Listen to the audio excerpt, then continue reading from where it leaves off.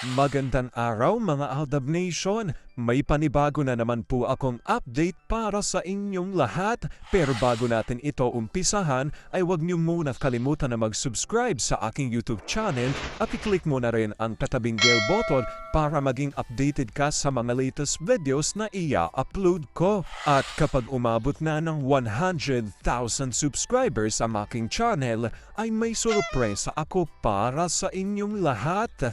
Alam kong excited na kayo kaya naman ngayon, umpisahan na natin ang ating kwentuhan.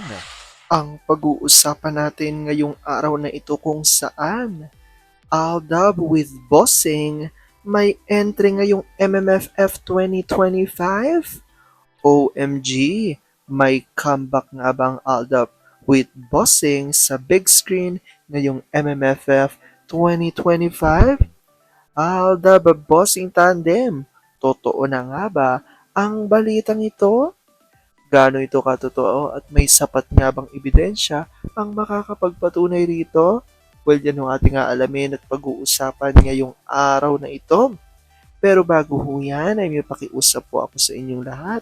Sana po ay huwag nyo i-skip ang ads upang nang sa ganun ay matulungan nyo po ako sa aking pag-aaral. Ako po ngayon ay working student sa isang fast food chain. Kasabay nito ay gumagawa ako ng content sa YouTube para sa mga Aldab Nation dahil ako po ay ADN since 2015. Hindi man po ganun kalaki aking kinikita sa aking YouTube channel, ay malaking tulong po ito sa aking pag-aaral. Kaya sana po huwag natin i-skip ang ads at ngayon pa lang po ay maraming salamat na sa inyong lahat, mga Aldab Nation. Bago tayo pumunta sa ating topic, basahin muna natin ang nakakatuwang post ni My name is Theo01 sa Twitter. Kaya naman huwag na natin patagalin pat sabi niya sa kanyang tweet, walang problema sila M at A. Yung patakbo-takbo niya at yung iba pang activities na ginagawa niya everyday, part yan ng ehersisyo niya.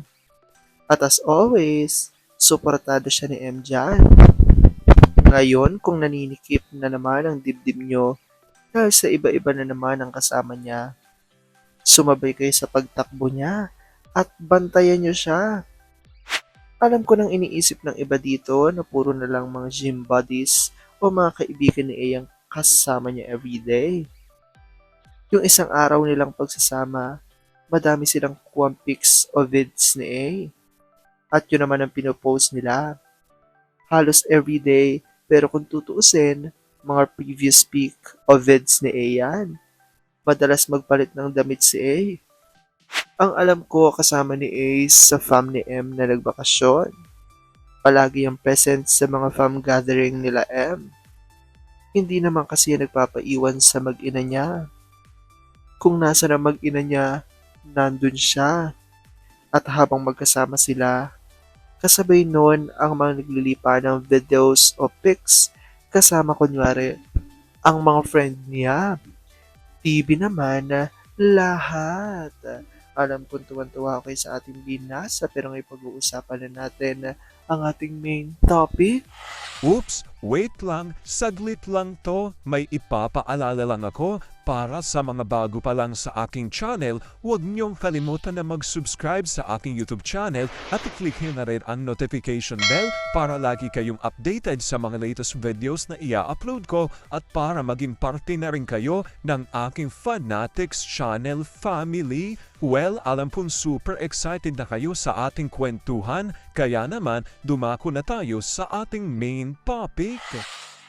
Gaano nga ba katotoo na Aldab with Bossing may entry ngayong MMFF 2025? OMG, may comeback ang Aldab with Bossing sa big screen ngayong MMFF 2025? Aldab with Bossing Tandem, totoo na nga ba ang balitang ito? Gaano ito katotoo at may sapat nga bang ebidensya ang makakapagpatunay rito? Well, yan ang ating aalamin at pag-uusapan ngayong araw na ito. Alam kong super excited na kayong malaman yan, kaya naman wag na natin patagalin pa. Una-una na nga dyan ay galing sa tweet ni Vampire 2019 at ayon sa kanya, tayo ang matatawag na the persistent fandom. We are passionate and organized fan community. Nung kasagsagan ng Aldab, may 43 fan club chapters dito sa Pinas at may 44 fans club internationally. Biruin nyo yan, kahit well-known actors and actress ng Hollywood, walang ganon. Walang makapapantay sa inabot ng Aldab at Aldab Nation. Pero sa kagahamanan ng Tuviera at ng GMA, sinira nila ang fandom. Ang bilyones na nakamal ni Lolo Tuning from ABS nasaan na ngayon? Ayun na ubos sa malaking gusali sa Macau. Ginto na, naging ebak pa. Nung kasagsagan pa din ng Aldab, naging sikat na din ang mga paryentes ng Aldab. Si Daba Chingching kasali na rin sa Sunday show ng Walang Pusong Network. Si Malantod panay posting at post sa ex account niya. Si Jaco Lawit pag ini-interview lumalabas ang pagkamahinhin. Those were the days na ang saya lang ng lahat. Sagot ni Gabriel Sayagaya at Olive Kanayama, tama. Ang Aldab, mula ang nakilala at sumikat, naging di na ang family at si Arjoklay ginamit si Meng para sumikat. User at liar si Arjokla. Aldab come along in a supreme band, a phenomenon. Nakuha ang atensyon ng lahat, not only here in the Philippines, but in so many countries. I remember Thai program asked, what is Aldab? Is it a bird? Lalo sa nangyari noong October 24, 2015, pati traffic nawala. At ito na nga ho ang revelasyon na galing kay My Destiny Vlogs at ayon nga sa kanya, after 10 years, paano kung ibabalik ang tamang panahon part 2? Real talk, ano sa tingin nyo ang mangyayari? Ayan nga ang isa sa malaking question marks sa Aldab Nation ngayong sunod-sunod ang paglabas ng Bulaga sa teaser ng kalyeserye. Dagdag pa rito, ito na nga bang pinakahihintay ngayong taon? Sina Maine Mendoza and Alden Richards at Bossing Vic Soto? Ano nga bang ibig sabihin nito? Muli na nga bang magkakasama sa isang proyekto sina Alden at Meng? Ito na nga ba ang hinihintay nating lahat? Well, lahat tayo talagang hanggang ngayon ay isang malaking question kung ano nga ba ang sinasabi rito, di ba, with Bossing and Aldab.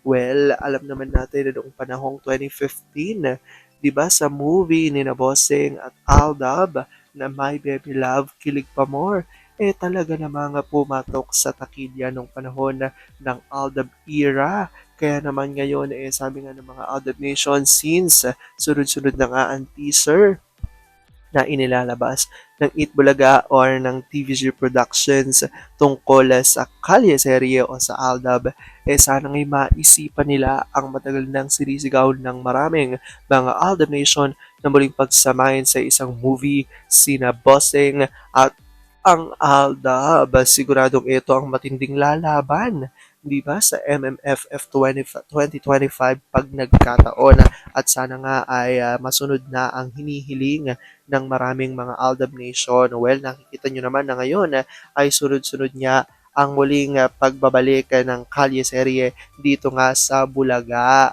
at marami ang naglulook forward patungkol dyan. Well, comment down below dyan guys kung ano po opinion nyo patungkol dito. Alam ko dahil dito, marami pa rin sa inyo mas lalo kayong kumakapit at naninindigan na Aldab nature is real. Pero sabi nga natin na kahit na ano pa man na maging desisyon ni Alden at Meng sa kanilang buhay, karera at buhay pag-ibig, kailangan natin sila supportan, kailangan natin ito tanggapin ng buong buo. Dahil yun ang kanilang deserve. At yun ang aking update for today's video. Maraming salamat mga Aldab Nation. Ingat!